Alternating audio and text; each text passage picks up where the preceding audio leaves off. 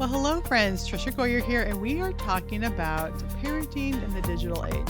Or, more accurately, we're going to talk about the question I get every single time I speak at a homeschool conference. What do you do about kids and social media and online? And parents know this is such a problem.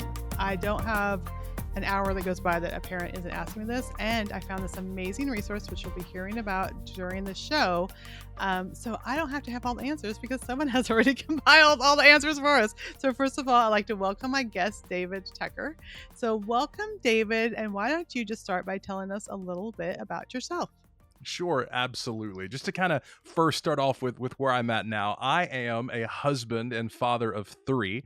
My kids are 15, 15, and 14. So we're certainly right in the middle of a lot of families that are, dealing with those questions around phones and social media and everything else, which we'll talk more about in a minute. But my past really getting to this point really has two different sides to it. So I've been on staff as a pastor at a church, but I've Mm-hmm. also spent a career in the tech industry where I've created software and lead companies that create software. And so I've really seen those two worlds just coming to collide because over the years, I've been a resource in my church for families that have had problems with technology. Mm-hmm. And one of the things I've learned is even here at my church in Chattanooga, Tennessee, these problems aren't happening in other places. There are very real things that are damaging families that are happening as a result of technology, even to the families in my own church. And so I'm thinking that's probably true for every single family that's listening here to the podcast. And so I got to a point where God just really gave me the opportunity to really dive in and focus on this topic, not just scare parents. It's easy to scare parents with statistics that are out there, but the hard part is to tell them, what do you do with that? What are the steps that you take?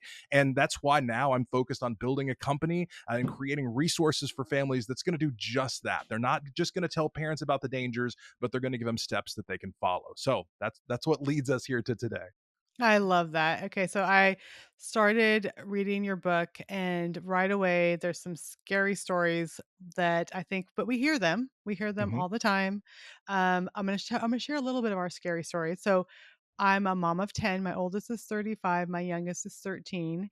And so our oldest kids had MySpace, right? Mhm. Like it was just barely getting started. I talked to my kids as I was preparing for this. I'm like, what were like the challenges? And they said there was like MySpace, but basically it was just decorating your page. Like that was all. And then Right. even they said like we were in forums and there was like Christian girls forums, and my daughter who's 31, she says, Mom, the scariest thing was that there was one conversation and people were confused. Girls were confused about what circumcision was. And that was like, that was like the scariest thing back when she was a teenager. You know, Yep. she's 31 now. So we have those kids. Then we adopted kids. We adopted 7 kids. We adopted some from foster care, and we adopted preteens and teens Mhm. who'd already had a world of information before, just from biological families, from foster families. Sure. And so my biggest scary story is one of our girls, because we have all the blocks, but all the blocks, all the things that we're purchasing to keep them safe. One of my girls, when she was I think 16, 17, found a pen pal online, become a pen pal with a prisoner. I did not know this was a thing until we get a letter in the mail from a state penitentiary in Texas. Mhm. We are not in Texas. And I look up this prisoner number, and it's a registered sex offender. And she became a pen pal with someone that was really cute she saw on this website, Right. sent her picture, sent our home address. But Yep. then we ended up calling the exploited children thing, ended up talking to this person over the state, over that whole prison. And she's like, "How stupid is your daughter?" I'm like, "I know." But she's 16. Like she was thinking this is a cute Exactly. guy.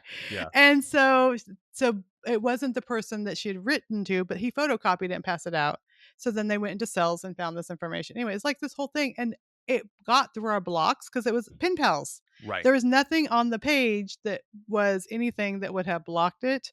And so, except now that registered sex offenders had our home address. Right. So, I mean, I'm sure you hear doing what you do all the scary stories, but going off of that story, like what kind of things kind of are you seeing that parents may not even think might be a thing? And my husband's in security, he's in cloud security. Like, Yep. we're doing everything we think should be doing right, and it's still able to impact us.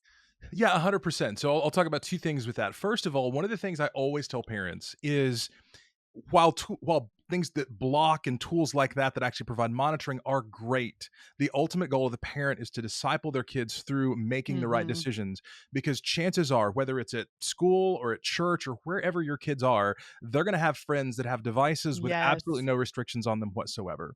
And so the problem is a lot of people just start with blocking and monitoring and thinking, hey, I've done my job, and those tools are very, very valuable and very important. But if we don't start with actually having in some cases difficult conversations with our kids, then we're going to end up in a situation where they might not be ready for something that they encounter. And that might be on their own devices, something like you mentioned that just escapes any type of filtering, or something on a friend's device. And that's why when we go through the 7 essential steps of digital parenting, so going through what you just mentioned, step 6 is maintaining security and privacy. So you actually Mhm. have conversations with your kids about what is information you should never share with anyone Never, online, right? never. Your home And it address for sure, or your photo, and or it yeah. and it's so funny because you talk to parents and like, well, of course my kids know that. I'm like, well, have you told them, right? Because there are things that are inherent to those of us, especially those of us that grew up before the digital world was the primary means of communication, that we know. But yet, if you grew up in it, you might think, oh, this is a safe space. And those of us that are older know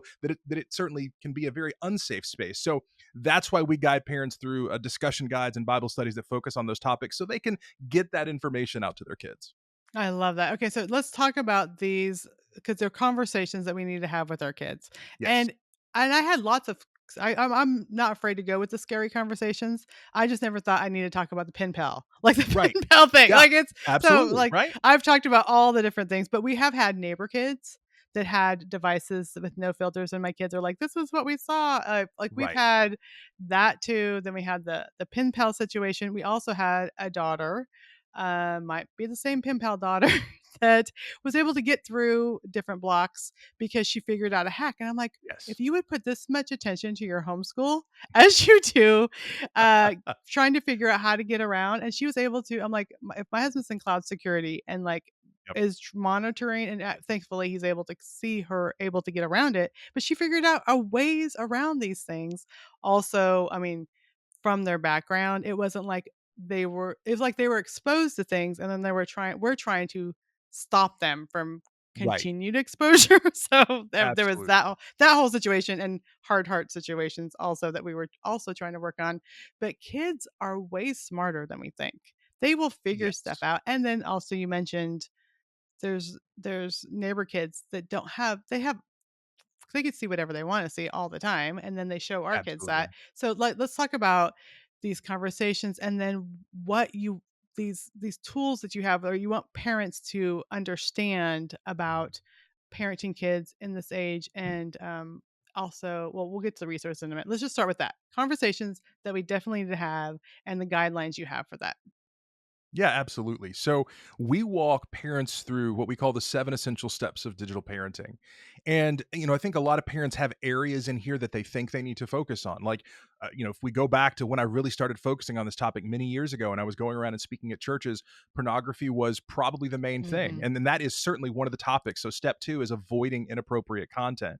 And we do actually have a discussion guide for parents to talk about pornography with their kids. We reference some books that are great resources, like Kristen Jensen's Good Pictures, Bad Pictures, and the junior Yeah. version of the same book. It's great resources that families can use to have these conversations, because if we give our kids a framework for what they might encounter and what they should do if they do encounter that, we're then empowering them to, in that situation, have all the support available to them that you can provide. But if we don't have that discussion with them early enough, then what happens is they might encounter that and not know what they're supposed to do. And they might feel like if somebody showed that to them, they've done something wrong. And that's why that discussion is so important. But that's just one step, right? We start off in step 1 with regulating screen time, actually building a framework for your whole family, making sure that you're honoring God with the time that you have. We talk about mental health for step 3, safeguarding mental health, because we know that this is the greatest growing challenge because of technology use that exists within this current generation. And the data just continues to show that it's going even more off the rails than what we thought. And then we have conversations in step 4 about predators. Step 5, we're talking about how you respect other people online and also how you should expect to be treated yourself. And then, as I talked about, maintaining privacy. And then also the last step, step 7, which is so critical, is helping to give your kids a worldview foundation so they don't just believe every single thing they hear online. And so we guide through, each step has steps you need to take as a family. It has discussions that you need to have as a family, and some Bible studies that you need to walk through as a family. And while that might seem like a lot of work, most of these things can, most of the steps you need to take as a family could be done in just a couple of days. And, you sit down and for 20 minutes have a discussion with your kid, but you're giving them tools in that process. So it's really something that's easy for parents to walk through and implement this step by step in their own home.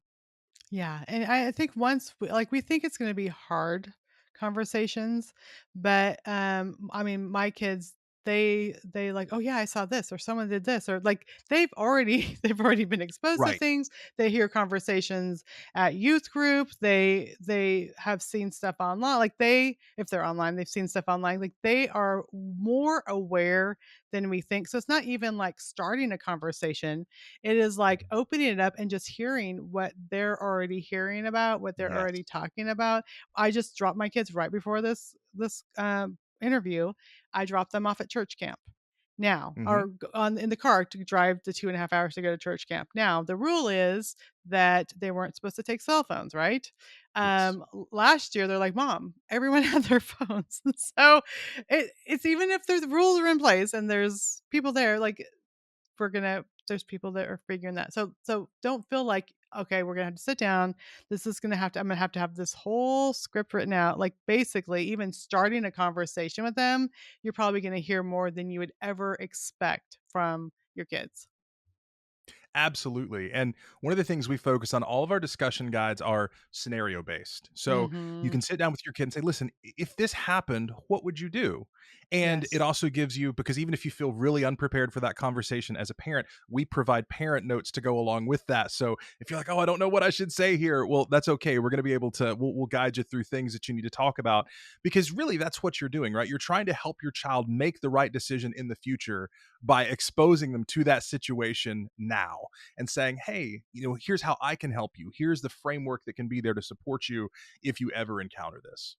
Yeah, and let them know that it's not if you ever encounter this, they probably will encounter something Absolutely. sometime, and that we can come talk they could come talk to us about it. Like, we're not Yeah. gonna be like, "Oh my goodness," and be shocked. Like, if we're already having the conversation, then they know they just can continue the conversation that we're already having. So let's talk about Yeah. some of Yeah. these scenarios. Like, walk us Sure. through. Absolutely. I mean, I'm sure I mean, you've heard all the stories, and talk of like Yes. the guide, like what a scenario would be and some of the conversations that you would have with that. Yeah, absolutely. Let's talk about one that, and again, I know sometimes parents hear these things and they just say, man, I wish I wasn't a parent in 2024. I wish I could have been a Yeah. parent maybe 20 Yep. years ago. But again, one of the things I always encourage parents with is God has called you to be a parent in 2024. This is not a surprise that you're in this role, and He's going to equip you with what you need to deal with what your kids may encounter. But when we talk about the concept of predators, I think a lot of us have in our heads, this concept of, oh, this is, maybe, someone, 1,000 miles away, just sitting in front of a computer, doing this. But the truth is, these days, our kids need to know what happens if, let's just take an example. Let's say that you have a daughter and she's in school and one of her teachers suddenly asks for her to send a picture, from your beach trip, right? Something that's very personal in nature, but something that also is, very, inappropriate for that kind of Mhm. conversation. Because Mhm. in a lot of cases, you have teachers and pastors, youth pastors, that have opened up channels of communication with your child. And we need to help them know, hey, what's a red flag that I need to reach out and grab mom and dad and say, listen, there was something that crossed one of those red flags that we talked about in a communication channel. Because if we can give them the framework for when that happens early, before the kid might even realize, hey, this is something that's inappropriate, inappropriate, then we're going to stop things in many cases from getting to some of the horrible situations we hear about on the news, where it's, it's a teacher, or Mhm. again a trusted church leader or someone else who's reached out and opened up this channel of communication and sent all sorts of things that are inappropriate to your child. And so that's why that conversation needs to happen early, because you can shortcut some of those things from happening. And again, that's just one example of the kind of conversations that we have, but we also will have conversations about things like when we're talking about social media, helping our kids understand, hey, if you see your friend experiencing this great vacation, what feeling does that put in you? Does that put any type of jealousy in you? And that gives us then an opportunity to say, okay, let's talk about how we deal with that. How does God call us to deal with those type of feelings that we have? And ultimately have them ask the question, is this actually beneficial for me to be scrolling through and getting these feelings? Yeah, so good. And I love that let them know that there's people that we think are safe, but these are boundaries. If they're crossing this, that means they are not a safe person. Like, even because they Absolutely. feel like, well, hey, like they're at my youth group or they're telling me about Jesus. Like, why does this feel weird to me? If it's feeling weird to you, Right. there's a reason why it's feeling weird to you. Or it's so interesting. So we take our kids to homeschool conferences. So we all Christian homeschool conferences. So we're trusting that friendships they're building there are probably pretty safe just in general. Well, we just recently at the last conference, our girls met someone who asked them for a photo. It was another kid their age, and it took them a couple days for them to come and tell me about it. They finally did. We Right. had that whole conversation, blocked all that stuff. But like even in places where we think it's a safe place, like these are other Christian homeschool families, not everyone has the same standards, or probably their parents might not even know that this was going on. But Absolutely. one of the first things out of my mouth was like, "You should have told me sooner, like as soon as you got it." And then later, through our church, because I volunteer at our church in the children's department, I had to go through the safety awareness, sexual predator training, and I'm going through. They Yes. said, "Don't say why didn't you tell me sooner." Like, thank them for just telling you. And so Yes. I was actually sitting on the couch watching this training, and my daughter, who had just told me this like 2 hours earlier, I paused it. I'm like, "I'm so sorry I said that. Why didn't you tell me sooner?" She's like, "Yeah, mom. Like, I didn't know how to tell you." And I'll like it opened up the conversation. But I think immediately our kids feel like they did something wrong if they wait a Yes. couple days to tell us, like, there was this text stuff. And I'm just proud that they did. Both my daughters came and like, this is Absolutely. what's going on. But that my first thing, like, why didn't you tell me like 2 days ago? Like, why did you try to handle it yourself or whatever? Yes. But that really helped me because we don't want to say anything that's going to make them feel that they're doing something wrong. So I just apologize right Yes. there. I'm like, I'm so sorry I even said that. That like you did the right thing. And I know that it took you a couple days, but thank you for coming and telling me about it. Yeah, absolutely. And one of the things too that can get really complicated in these situations is a lot of times one of the deciding factors that kids will use on whether or not they come to you is how you respond to a situation.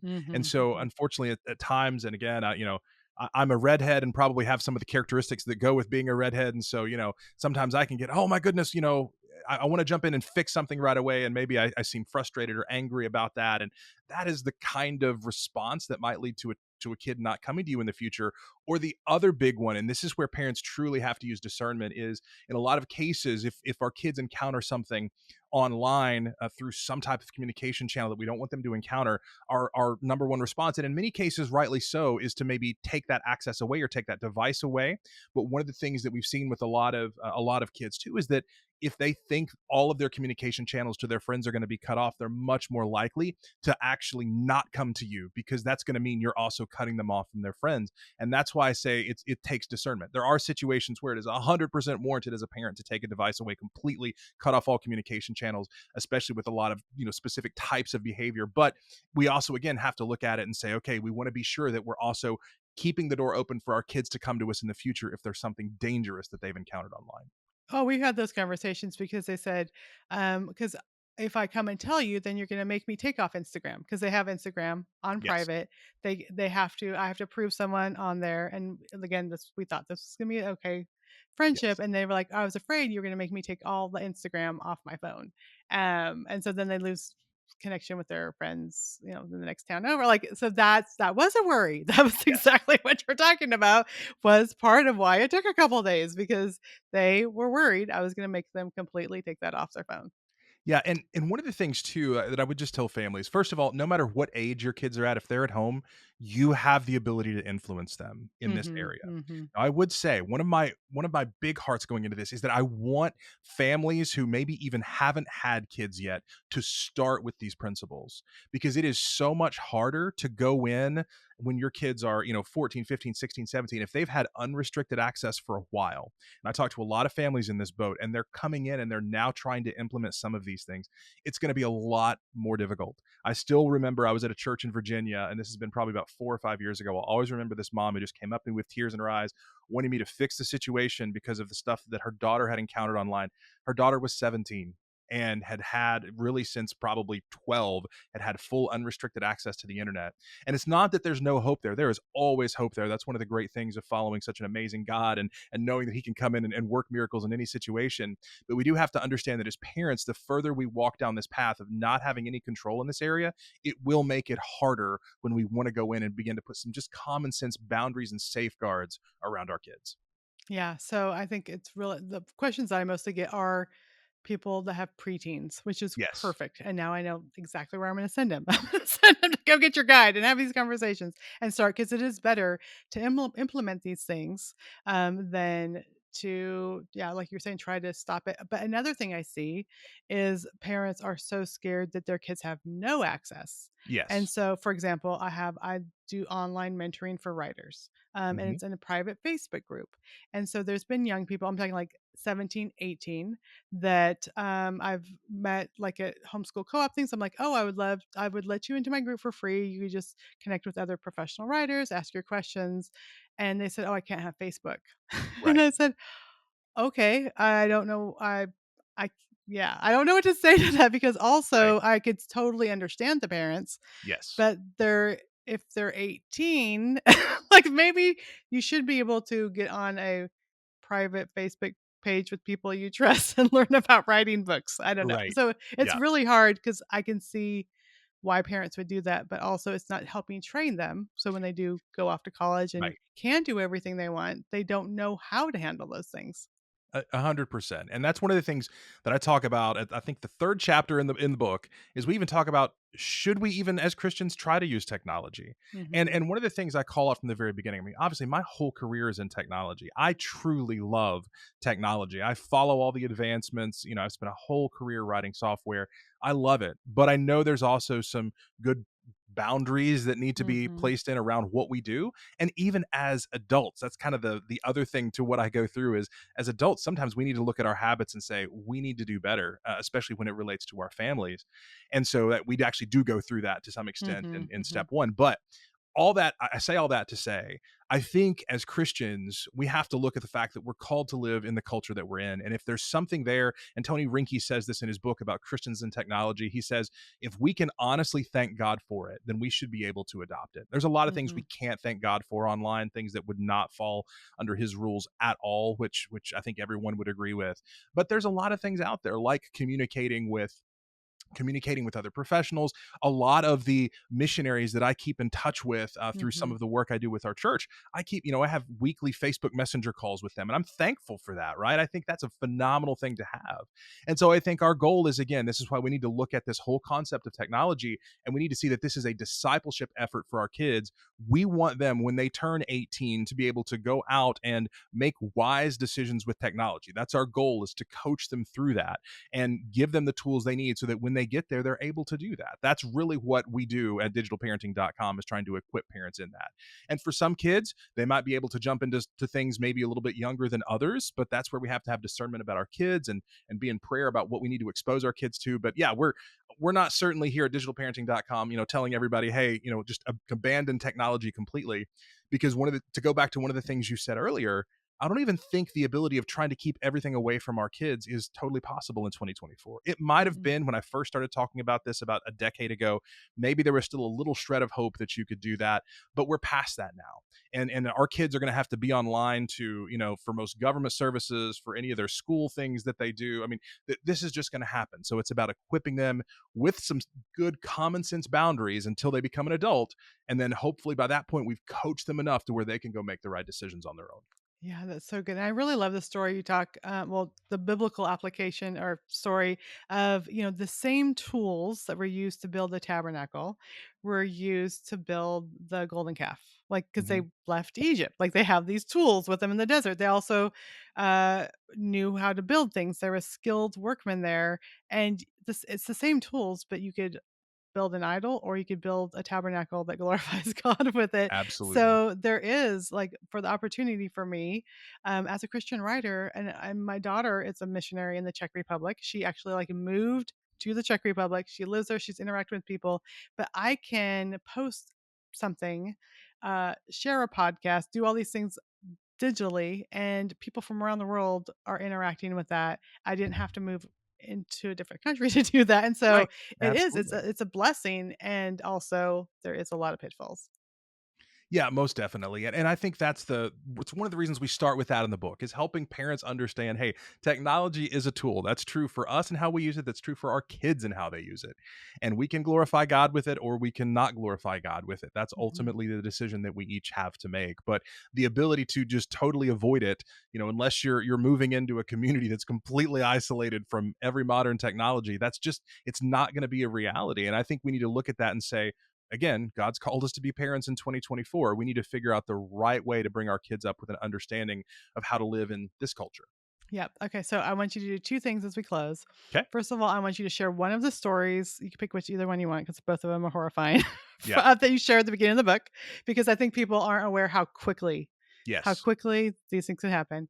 And then also share what resources you have and how you can help families. And then also they need to tell their friends about this because I Yeah. think this is something that all of us are dealing with. So share a story and then share where they can get all the resources. Yeah, absolutely. So always want to start off now talking about the Braden Marcus story because one of the things we've seen is this what happened to him, and I'll talk about that in just a second, is now a growing trend. And every parent that's listening to this, every parent, anywhere needs to understand what this is and how to protect their kids from it. So the story of Braden Marcus is he was just a normal football player.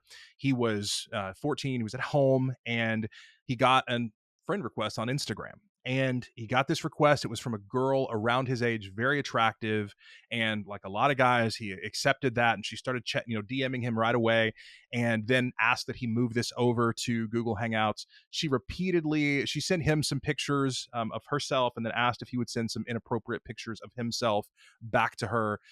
And what happened was he said no, no, no, no, no, and then when he stopped messaging her on Google Hangouts, she went back to Instagram, was still saying, hey, send this to me. And so eventually he did. He gave into that temptation. And what happened was really quickly he realized this wasn't a teenage girl that was messaging him at all. It was somebody who was trying to extort him for money. And they Mhm. said, listen, you either have to send us $1,200 in Bitcoin immediately, or we're going to send this out to every porn site in the world. We're going to send it to your family. We're going to send it to your friends. And sadly, at this moment, he repeatedly begged for them to stop, for them not to do this. And Braden ended up taking his own life because of Mm. this. The entire process from that friend request to him taking his life was 23 minutes. And a lot of times as parents, we have this tendency to think that there's time in the future for me to deal with this, that we're okay right now. And especially when it comes to some of these issues, again, by not equipping our kids, we might be enabling something absolutely horrific to happen to our families. The reality is, again, we're in a dangerous world. When we're looking at a world Mhm. with Mhm. technology where anyone can reach out to our kids, there is danger everywhere.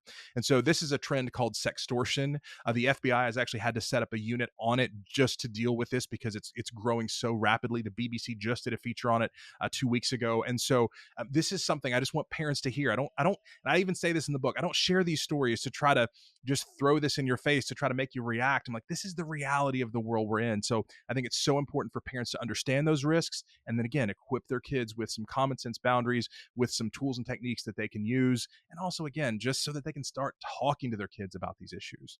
Yeah. in terms of where to find these resources and what we have. So right now you can get the Digital Parenting Guidebook, which is the book we've been talking about. It does cover the 7 essential steps of digital parenting.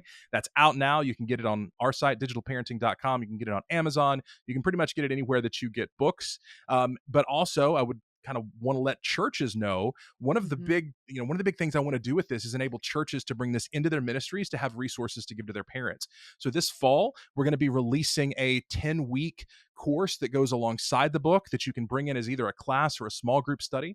And so if you're interested in that, you can go to digitalparenting.com. You can hit the button, hey, I want to host a class, fill out the form, and we'll be in touch with you so that we can get you those materials as soon as they're ready, because we want as many churches as possible to have that. And we got a lot more resources coming in the future. I can't talk about some of those things just yet, but I can assure you there's a lot more coming to help equip parents to deal with these challenges that come from technology. Yeah, absolutely. And I think I just started reading the guidebook, and I think I was probably on page 10. I'm like, oh yeah, I need him on my podcast. So like it's all the things that we need. And again, as a mom of 10 kids, like all the things that I'm dealing with, and as a speaker and writer, the things that people are asking me about at conferences. So this is as relevant right now as anything out there. I mean, this is a priority. So make sure you check out these resources. The book is very well written, very concise. It's not going to take you weeks and weeks and weeks to go through it.